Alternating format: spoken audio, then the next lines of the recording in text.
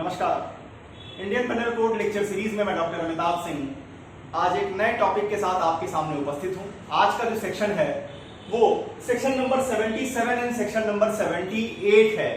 इन दोनों को क्लब करके जुडिशियल एक्ट्स के रूप में जाना जाता है। आज के इस लेक्चर में देखेंगे कि सबसे पहले आखिर इंट्रोडक्शन क्या है, किस तरह से ये सब्जेक्ट इंट्रोड्यूस किया गया जुडिशियल एक्ट्स को लेकर के।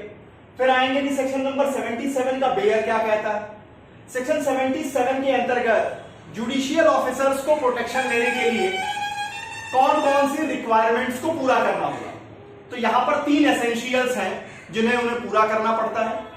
सबसे पहले उन्हें जज की परिभाषा में आना होगा। इसे section number 19 Indian penal code discuss करता है। यहां पर 3 केसेस आपके सामने आएंगी जहां अलग अलग, कभी कमिश्नर के बारे में, कभी किसी कलेक्टर के बारे में और फिर पीएफ कमिश्नर के बारे में प्रश्न उठेगा कि क्या वो जज की परिभाषा में शामिल होंगे या नहीं होंगे। फिर सेकंड कहता है कि केवल जज होना काफी नहीं है। सेक्शन 77 का बचाव लेने के लिए आपको जुडिशियली एक्टिंग करना होगा। मतलब आपको जो वर्क आपका होना चाहिए वो जुडिशरी से रिलेटेड होना चाहिए, जज के रूप में काम होना चाहिए। अब इसका क्या मतलब, इस पर एक केस आएगी अनवर हुसैन वर्सेस अजय कुमार मुखर्जी की। इस केस में ये देखेंगे कि जहां एक व्यक्ति एग्जीक्यूटिव फंक्शन को भी बियर करता है, साथ में वो जुडिशियल कैपेसिटी को भी बियर करता है। अगर वो एग्जीक्यूटिव फंक्शन को बियर करते समय गलतियां करता है तो वहां उसके उस गलतियों के लिए सेक्शन 77 का डिफेंस अवेलेबल नहीं होगा। इसके बाद आएंगे राम प्रताप शर्मा वर्सेस दयानंद की केस, जहां पंजाब और हरियाणा हाई कोर्ट के एक जस्टिस विजिट पे जाते हैं डिस्ट्रिक्ट कोर्ट में और वहां जाकर पॉलिटिकल इश्यूज पर अपनी भड़ास निकालने लगते हैं, अपनी बात कहने लगते हैं। अब वहां बात उठी कि जो पॉलिटिकल व्यूज उन्होंने रखे क्या उस पर सेक्शन 77 अप्लाई होगा। इसकी चर्चा करेंगे राम प्रताप शर्मा के केस में। Dayashankar versus high court Allahabad की केस आएगी। एक जुडिशियल ऑफिसर रहते हैं, एलएलएम की परीक्षा में चिट लेके बैठ गए थे, ज्यादा कुछ नहीं कर रहे थे, एलएलएम की परीक्षा में चिट कर रहे थे और चिट करते हुए ये भाई साहब पकड़ लिए जाते हैं। अब वहां पर हाईकोर्ट को यह विचार करना था कि जो इन्होंने नकल का इस्तेमाल किया है क्या इस एक्टिविटी पर सेक्शन 77 का डिफेंस मिलेगा। और तीसरा जो इंग्रेडिएंट आता है वो कहते हैं कि कभी कभी ऐसा भी हो सकता है कि जज को यह बिलीव हो कि वो पावर दिया गया है इस्तेमाल करने के लिए, तो अगर वो बिलीव करता है गुड फेथ में तो वहां भी प्रोटेक्शन मिलेगी सेक्शन नंबर 77 की। इस पर केस आएंगे state of Uttar Pradesh versus Tulsiram की। यहां कुछ भयानक काम किया था जुडिशियल ऑफिसर ने जिसको कहा गया कि ये गुड फेथ नहीं माना जाएगा। इसके बाद आते हैं कि सेक्शन 77 इंडियन पेनल कोड के साथ साथ जजेस को प्रोटेक्ट करने के लिए 2 और कानून हैं। वो कौन से हैं? वो है द जजेस protection act the judicial officer protection act 1850। ये जुडिशियल ऑफिसर प्रोटेक्शन एक्ट जो है ये पूरी तरह से सिविल लाइबिलिटी से जजेस को इम्यून करने के लिए बनाया गया है, इसको देखेंगे। फिर आते हैं कि द जजेस प्रोटेक्शन एक्ट 1985, ये सिविल और क्रिमिनल दोनों लाइबिलिटी से जो इस समय वर्तमान में जज हैं वो और जो सेवानिवृत्त हो चुके हैं वो भी, उन जजेस को भी प्रोटेक्ट करने के लिए 1985 का ये लॉ बनाया गया। इस पर एक केस आएगी Rachapudi Subbarao versus advocate general Andhra Pradesh की। रचापुदी वाला केस इंटरेस्टिंग है। होता क्या है कि जो पार्टी हारती है वो हमेशा कहती है कि कहीं ना कहीं मैलाफाइड है, कहीं ना कहीं गलत किया गया है। यहां जो पार्टी हारी थी उसने जज के नाम पर लीगल नोटिस इशू कर दी थी। इतना ही नहीं, उन्होंने जगह जगह जज की कंप्लेन करना शुरू कर दी थी और जब उनको पनिश किया जाता है कंटेम्प्ट ऑफ कोर्ट के लिए तो वो उसके बाद सुप्रीम कोर्ट जाते हैं और फिर वही भयानक काम अपना वहां दोहराते हैं। तो सुप्रीम कोर्ट ने यहां सेक्शन 1 ऑफ जजेस जुडिशियल ऑफिसर प्रोटेक्शन एक्ट को डिस्कस किया है, वो चर्चा करेंगे। इसके बाद आते हैं कि सेक्शन नंबर 78 क्या कहता है। सेक्शन 78 उन लोगों को प्रोटेक्ट करता है जो लोगों ने विश्वास करते हुए कि जज को इस तरीके का ऑर्डर देने की कैपेसिटी थी, उस ऑर्डर को एग्जीक्यूट किया है। मतलब जो जजेस के मिनिस्ट्रियल स्टाफ्स हैं उनको प्रोटेक्ट करने के लिए सेक्शन 78 बना हुआ है। फिर आते हैं कि 42nd लॉ कमीशन की रिपोर्ट क्या कहती है, क्या उन्होंने कोई इसमें सुधार की बात कही है।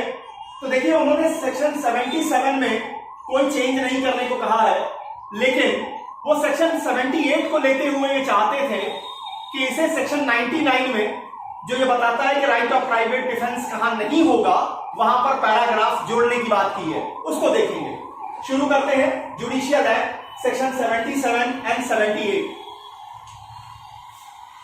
क्रिमिनल लॉ के एक नामी विद्वान एच.एस. गौर साहब का कहना है कि जजेस जो अपनी भूमिका निभाते हैं, जजेस का मतलब क्या, सिविल और क्रिमिनल मामलों में जो जजमेंट देते हैं। अब जजमेंट देने का मतलब यह है कि एक पार्टी विक्ट्री करेगी, दूसरी पार्टी हार जाएगी।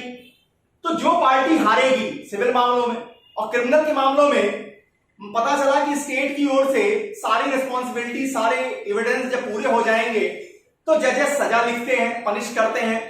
अब वहां जहां कन्विक्शन दी जाएगी तो जो एक्यूज है, जो अपराधी है, उसके अंदर रिटेलिएशन की भावना आएगी, वो बदला लेने की कोशिश करेगा जजेस के साथ। तो इस कारण से यह जरूरी हो जाता है कि जज अपना काम निर्भीकता के साथ कर सके, इम्पार्शियल होके कर सके, फियरलेस होके कर सके। इसलिए उनके काम को लेकर के उनके काम पर किसी भी तरह की लायबिलिटी न इंपोज की जाए, ऐसा प्रोटेक्ट करना जरूरी होता है। और यह केवल उस जजेस को प्रोटेक्ट करने के लिए नहीं है, बल्कि एट लार्ज में हम उस सोसाइटी को प्रोटेक्ट करते हैं जिनको ये जजेस सर्व कर रहे होते हैं। अगर मान लीजिए जजेस को ये डर हर समय रहे कि मैं फैसला लिखूं, मैं फैसला अमुक के खिलाफ लिखूं और मेरी ही जान को खतरा हो जाएगा, मैं ही खतरे में आ जाऊंगा, तब वहां पर वो इम्पार्शियल तरीके से काम नहीं कर सकेंगे। इसलिए सेक्शन 77 का और खासकर ये जो दो अलग एक्ट हैं, judicial officer protection act and the जजेस प्रोटेक्शन एक्ट, इन दोनों एक्ट्स को बनाने का पूरा ऑब्जेक्ट यही था। क्या ऑब्जेक्ट? कि जजेस को हमें प्रोटेक्ट करना है ताकि वो फियरलेस तरीके से, इम्पार्शियल तरीके से, फ्री तरीके से अपने काम को संपादित कर सके। अब आते हैं कि आखिर इसी ऑब्जेक्ट को पूरा करने के लिए सेक्शन 77 बना। अब सेक्शन 77 क्या कहता है? सेक्शन 77 कहता है nothing is an offence which is done by a जज when acting judicially in exercise of any power which is or which in good faith he believes to be given to him by law। कहने का मतलब कि कोई भी बात अपराध नहीं है जो ऐसे व्यक्ति के द्वारा, जो जज है, जज के रूप में काम करते हुए किसी ऐसे शक्ति के बारे में जो उसे दी गई है या गुड फेथ में वो विश्वास करता है कि ये पावर उसे मिली हुई है, उसका इस्तेमाल करते हुए वो करता है, तो उसके द्वारा कही गई कोई बात अपराध नहीं है, कुछ भी यहां अपराध के रूप में नहीं गिना जाएगा। अब इसके साथ अब यहां पर आइए कि एसेंशियल्स क्या है सेक्शन 77 के। जज के रूप में आपको बचाव लेने के लिए 3 इंग्रेडिएंट्स हैं यहां पर जो पूरा करना होगा, जो बेयर से ही निकल के आता है। सबसे पहले उसका जज के रूप में होना जरूरी है। अब क्वेश्चन खड़ा होता है कि जज कहेंगे किसे? तो जज को परिभाषित किया गया है सेक्शन 19 इंडियन पेनल कोड में, वो देखिए। सेक्शन 19 डिफाइंस द जज। इट मींस जज denotes not only a person who is officially designated as a जज but also a person who is empowered by law to give a definitive judgment in any civil or criminal matter. It also includes a person who is one of a body of persons or the body of persons is empowered by law to give a definitive judgment। अब समझिए इसका मतलब क्या है कि जज कौन है? जिसको जज के रूप में आपने अपॉइंट किया है वो तो है ही, केवल उसका जज के रूप में अपॉइंट है तो वो जज है। साथ ही वो सारे लोग भी जज हैं। वो व्यक्ति भी हो सकता है, व्यक्ति के समुदाय में से भी कोई व्यक्ति हो सकता है। कौन? जिसे किसी सिविल या क्रिमिनल प्रोसीडिंग में डिफिनिटिव जजमेंट देने का पावर है, जो डिफिनिटिव जजमेंट लिख सकता है। मतलब क्या है जजमेंट का? मतलब क्या? पार्टीज को सुनेगा, अपने जुडिशियल माइंड का एप्लीकेशन करेगा, लॉजिकल इंटरप्रिटेशन रखेगा और उसके बाद ये बताएगा कारण सहित कि वो इस फैसले पर कैसे पहुंच रहा है। तो हम कहते हैं कि ये जुडिशियल माइंड का इंटरवेंशन है, जुडिशियल माइंड का एप्लीकेशन है। तो वहां पर हम उस आदमी को कहेंगे कि वो व्यक्ति जज है। अब जरा सेक्शन 19 में एक इलस्ट्रेशन दी गई है, वो क्या है जरा वो देख लीजिए। ये आपसे प्री एग्जाम में पूछा भी जाता है क्वेश्चन बना के। ए collector exercising jurisdiction in A suit under act number 10 of 1859 और ए मेंबर ऑफ पंचायत का मेंबर है who is authorized to try and determine the suits under regulation 7 of 1886 of Madras Code are the judges। सीधा मतलब कि आप उसको किस नाम से बुला रहे हैं वो नाम हमारे लिए इंपॉर्टेंट नहीं है, उसके पोस्ट का क्या नाम है ये हमारे लिए इंपॉर्टेंट नहीं है। इंपॉर्टेंट ये है कि क्या वो सिविल या क्रिमिनल प्रोसीडिंग में डिफिनेटिव जजमेंट डिलीवर कर रहा है, और अगर वो जजमेंट डिलीवर कर रहा है तो उसे जज के रूप में माना जाएगा। अब यहां पर आइए, मान लीजिए एक जज है, एक व्यक्ति एक जज के रूप में है, लेकिन वो किसी सिविल या क्रिमिनल मैटर में डेफिनेटिव जजमेंट नहीं दे रहा है, वो सिर्फ मामलों को कमिट कर देता है दूसरी कोर्ट। उसका काम सिर्फ इतना है कि वो कमिट कर देता है दूसरी कोर्ट्स को ट्रायल करने के लिए, चीजों के विचारण के लिए। तो क्या आप उसे सेक्शन 77 में जज के रूप में बचाव उपलब्ध कराएंगे? आंसर है नहीं कराएंगे। आगे आइए, अब यहां पर 3 केसेस आती हैं। एक केस आती है, पहली जो केस है बृजनंदन सिन्हा वर्सेस ज्योति नारायण की केस है। बृजनंदन सिन्हा के केस में कहा गया कि जो पब्लिक इंक्वायरी एक्ट के अंतर्गत कमिश्नर अपॉइंट होते हैं, पब्लिक इंक्वायरी के अंतर्गत, पब्लिक इंक्वायरी एक्ट में जो कमिश्नर अपॉइंट होते हैं उन्हें हम जज की डिफिनीशन में शामिल नहीं मानेंगे। दूसरा केस आइए, दूसरी केस आती है सुरेंद्र कुमार भाटिया वर्सेस कन्हैया लाल की। सुरेंद्र कुमार भाटिया के केस में कहा गया कि लैंड एक्विजिशन एक्ट के अंतर्गत जो कलेक्टर अपॉइंट होते हैं, वे कलेक्टर जो लैंड एक्विजिशन एक्ट के अंतर्गत काम कर रहे हैं वो भी जज की परिभाषा में शामिल नहीं होंगे। लेकिन जो इंपॉर्टेंट केस है वहां ध्यान दीजिएगा, ई.एस. संजीव राव वर्सेस सीबीआई मुंबई की केस है, जहां पर प्रश्न यह उठा कि क्या प्रोविडेंट फंड के कमिश्नर जो सेक्शन 7A प्रोविडेंट फंड के अंतर्गत चीजों का निपटारा करते हैं, चीजों को निपटाते हैं, मतलब उसमें आप कह लीजिए कि वो अपना जुडिशियल माइंडसेट लगाते हैं, क्या वो जज के रूप में होंगे या नहीं। तो यहां सीबीआई वर्सेस ई.एस. संजीव राव के केस में कहा गया कि पीएफ कमिश्नर्स जो सेक्शन 7A के अंतर्गत काम करते हैं उन्हें हम जजेस की कैटेगरी में मानेंगे, उन्हें सेक्शन 77 का प्रोटेक्शन मिलेगा। तो पहली इंग्रेडिएंट है कि उसे जज होना चाहिए, दूसरी इंग्रेडिएंट है उसे जज के रूप में काम करना चाहिए। ऐसा नहीं है कि वो किसी और कैपेसिटी में काम कर रहा है, पता चला कि वो मिनिस्ट्रियल वर्क कर रहा है, साथ जज ही अपॉइंट है, तो भी हम उसे सेक्शन 77 का बचाव नहीं उपलब्ध कराएंगे। अब इसे जरा देखिए कि क्या मतलब। जो दूसरी रिक्वायरमेंट है वो ये कहता है कि उसे जुडिशियली एक्टिवेटेड होना चाहिए, मतलब उसके जो काम हो वो जजेस के जुडिशियल माइंडसेट के काम होने चाहिए। अब यहां पर एक लीडिंग केस आती है अनवर हुसैन वर्सेस अजय कुमार मुखर्जी की। अनवर हुसैन के केस में जो व्यक्ति विवाद में था वो व्यक्ति 2 पोस्ट बियर कर रहा था, 2 कैपेसिटी में काम कर रहा था। पहली कैपेसिटी जो उसकी थी वो एग्जीक्यूटिव ऑफिसर के रूप में था और इस जगह पर वो सब डिविजनल ऑफिसर जाना जाता था। दूसरी कैपेसिटी जो थी वो उसकी सब डिविजनल मजिस्ट्रेट के रूप में जुडिशियल कैपेसिटी वो बियर कर रहा था। लेकिन यहां पर जिस व्यक्ति का आचरण संदिग्ध हुआ, जिस व्यक्ति के आचरण पे प्रश्न उठा, वो जब अपनी एग्जीक्यूटिव फंक्शन को कर रहा था उस समय उसने एक फार्मर के खिलाफ वारंट इशू किया। उसका कोई ग्राउंड नहीं बनता था, उन्होंने वारंट इशू किया, वो फार्मर अरेस्ट किया गया। अरेस्ट होने के बाद उस फार्मर ने बेल ले ली। उसके बाद उसने सिविल एक्शन फाइल किया उस ऑफिसर के खिलाफ, उस एग्जीक्यूटिव ऑफिसर के खिलाफ, और वहां पर ट्रायल कोर्ट ने 5,000 रुपए की डिग्री फार्मर के फेवर में दे दी। हाई कोर्ट ने उस डिग्री को कंफर्म कर दिया, मतलब अपील में भी वो वही बरकरार रहा 5,000 की डिग्री का। अब वो व्यक्ति सुप्रीम कोर्ट में पहुंचता है और कहता है कि मैंने जो कुछ भी किया वहां सेक्शन 77 का बचाव मुझे मिलना चाहिए। कोर्ट ने कहा कि जब आपके जो आपने काम किया है वो एग्जीक्यूटिव कैपेसिटी के अंतर्गत किया है, एग्जीक्यूटिव कैपेसिटी के इस्तेमाल में आपने गलतियां की हैं, तो वहां पर अनवर हुसैन के केस में कहा गया कि वहां सेक्शन 77 का बचाव उपलब्ध नहीं कराया जाएगा, नहीं मिलेगा। अब आ जाइए, इसके बाद केस आती है राम प्रताप शर्मा वर्सेस दयानंद की। इंटरेस्टिंग केस है। होता क्या है कि जो लोग बड़ी कुर्सियों पर बैठे होते हैं वो भी कभी कभी भावनाओं में बह जाते हैं, और भावनाओं में कुछ ऐसा बह जाते हैं कि लेने के देने पड़ जाते हैं। वैसा ही एग्जाम्पल है राम प्रताप शर्मा वर्सेस दयानंद का। यह हुआ क्या कि पंजाब और हरियाणा हाई कोर्ट के जस्टिस एक जिले में डिस्ट्रिक्ट कोर्ट के विजिट पर गए। वहां लोगों ने समारोह रखा। अब भाई साहब को मिल गई माइक अब माइक मिलते ही इनके अंदर का जो नेता बनने की तमन्ना थी वो बाहर आ गई। इन्होंने तमाम पॉलिटिकल पॉइंट्स पर अपनी बेबाक राय लिखनी शुरू की, बतानी शुरू की, कहना शुरू किया और कहते कहते ये सरकार की तीव्र आलोचना पे भी उतर गए। अब कुछ लोगों ने कंप्लेंट किया इसमें। अब इसमें हुआ क्या, जिन बंधुओं ने कंप्लेन किया, जो एडवोकेट ग्रुप्स ने कंप्लेन किया, उनको कहा गया कि आप कंटेम्प्ट ऑफ कोर्ट कर रहे हैं।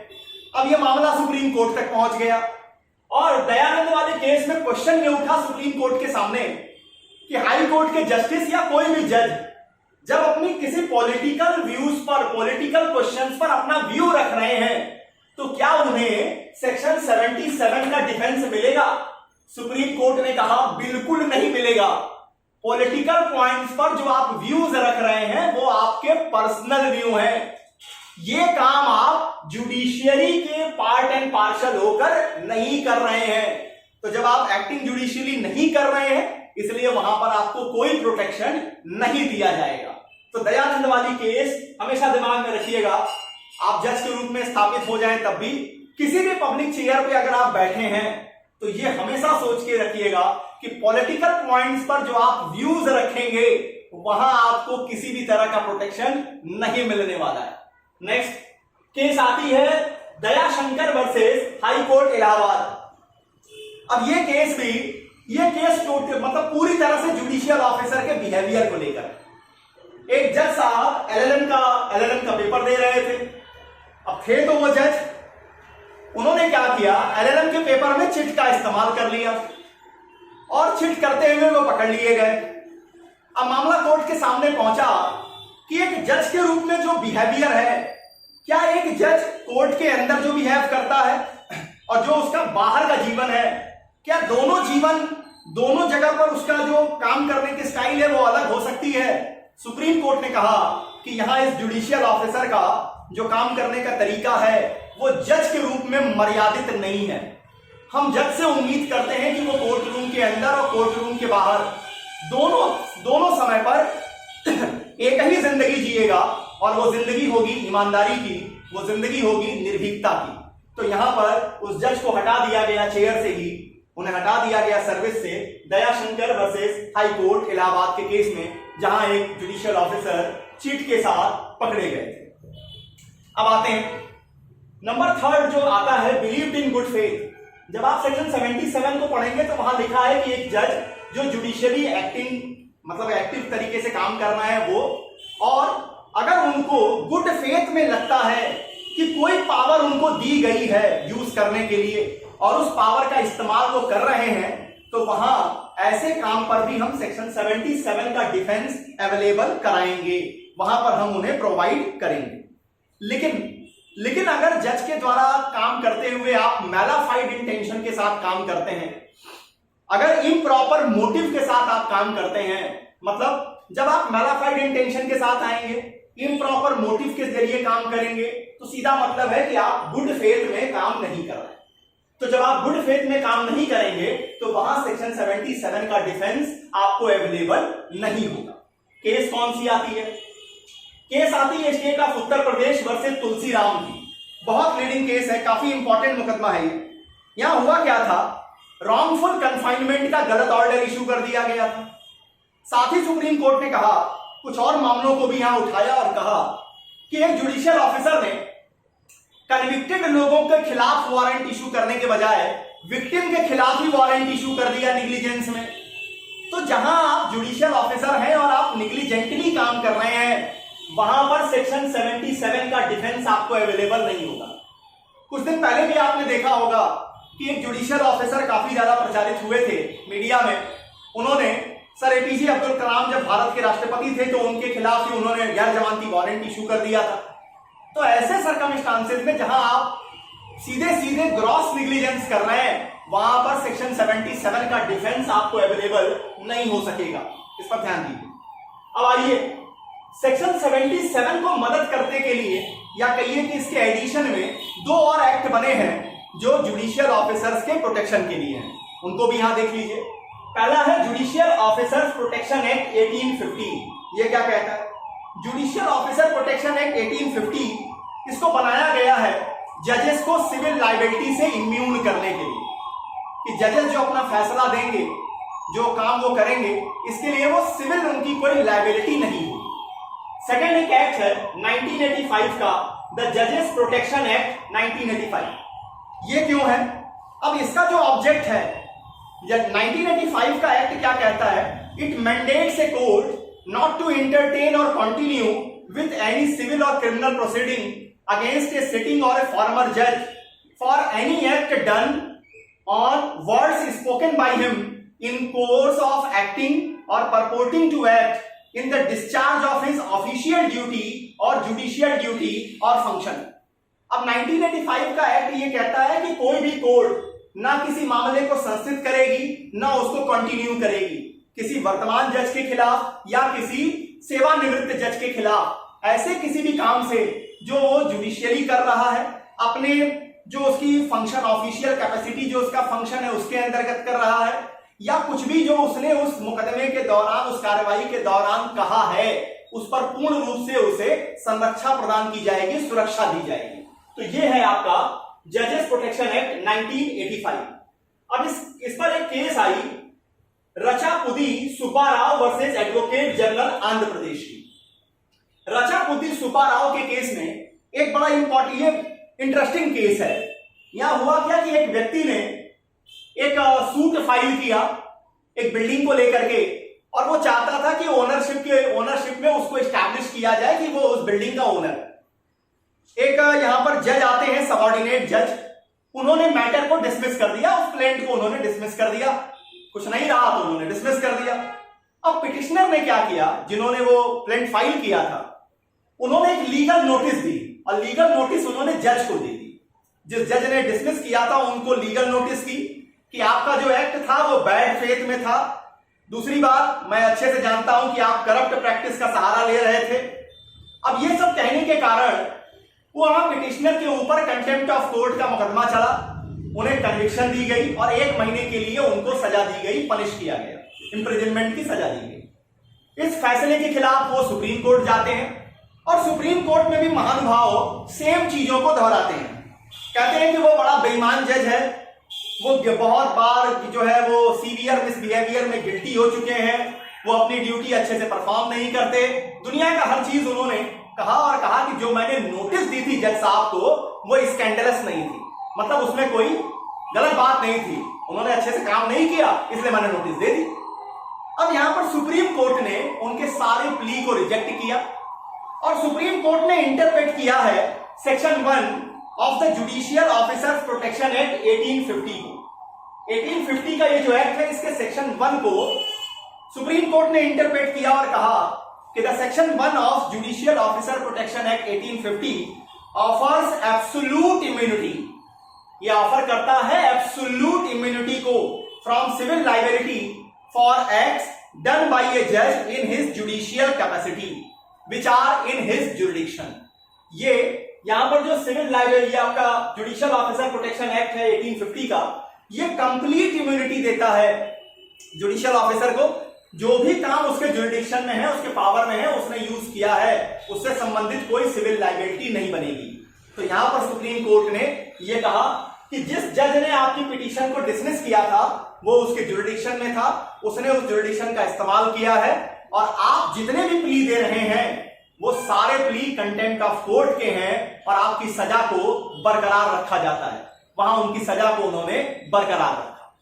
अब आइए सेक्शन 77 का बाद आते हैं सेक्शन 78 पर। सेक्शन 77 में हमने बचाव दिया जुडिशियल ऑफिसर्स को, या ऐसे लोगों को जो जुडिशियली काम करते हैं, एक्ट करते हैं।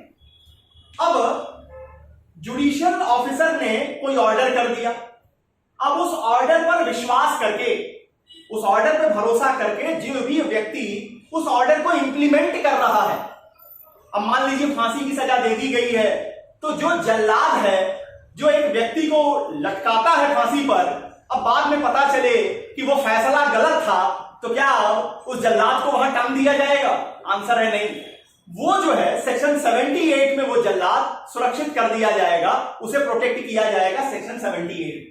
तो सेक्शन 78 उन सारे लोगों को प्रोटेक्शन देगा जो जजेस के द्वारा जो ऑर्डर दिए जा रहे हैं उनको सद्भावना पूर्वक विश्वास कर रखते हुए कि जज के पास ऐसी कैपेसिटी है, वो दे सकते हैं कि जुरिडिक्शन में ऑर्डर है देना है, वो उस ऑर्डर को इंप्लीमेंट कर रहे हैं, उनको सुरक्षा दी गई।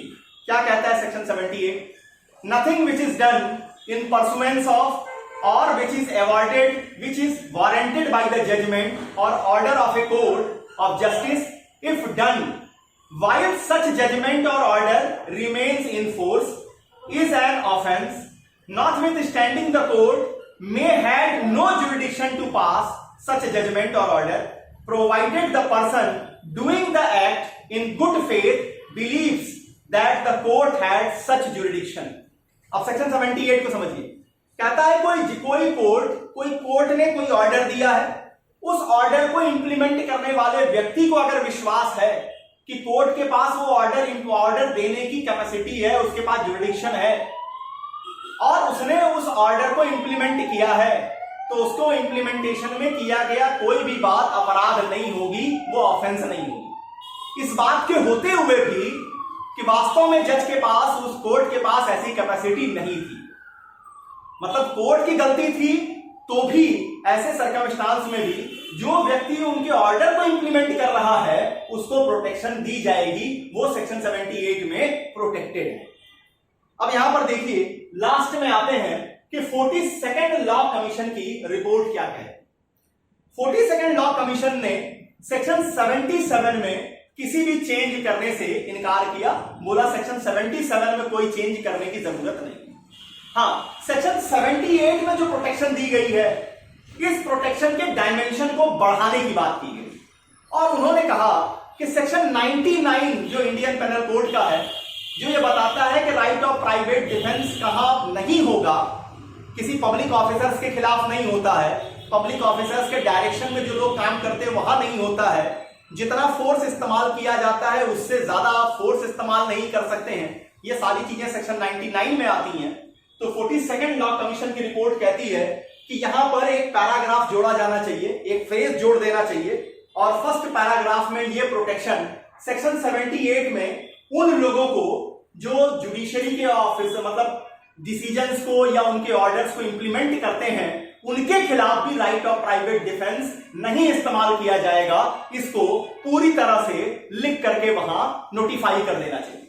तो ये था 42nd लॉ कमीशन रिपोर्ट, जिन्होंने सेक्शन 99 में एक पैराग्राफ जोड़ने की बात की, किसके लिए? Specially for the persons who are protected under section number 78। There is no change prescribed for section number 77। इतनी बातें रही जुडिशियल एक्ट्स को लेकर। उम्मीद करता हूं कि सेक्शन 77 और 78 आपको समझने में आसानी होगी। यहां मेन कॉन्सेप्ट जो है, अगर आपको दिमाग में रखना हो तो ये समझिए कि कोई भी व्यक्ति जो जज के रूप में अपॉइंट है वो, और दूसरा वो व्यक्ति जो भले जज के रूप में नहीं देखा, अपॉइंटमेंट जज के रूप में नहीं है, लेकिन वो काम किसी न किसी सिविल या क्रिमिनल प्रोसीडिंग में डिफिनेटिव जजमेंट देने की कर रहा है। जजमेंट देने का मतलब अपने जुडिशियल माइंड का एप्लीकेशन कर रहा है, तो उसे आप सेक्शन 77 का प्रोटेक्शन प्रोवाइड करेंगे।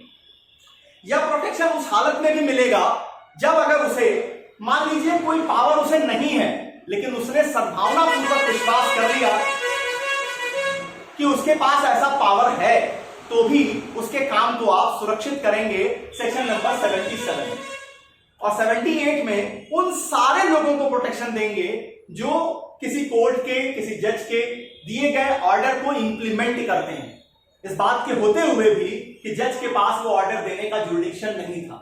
अगर इंप्लीमेंटेशन करने वाले को विश्वास है कि जज के पास जुरिडिक्शन था, तो हम उसे पूरी तरह से सुरक्षित करेंगे सेक्शन नंबर 78 में। आईपीसी की अपनी लेक्चर सीरीज में एक्सीडेंट किसे कहते हैं, मिसफॉर्च्यून और एक्सीडेंट में क्या अंतर है, इन सारी चीजों को लेकर अगले लेक्चर में आपके सामने उपस्थित होऊंगा। तब तक के लिए बहुत बहुत धन्यवाद। नमस्कार।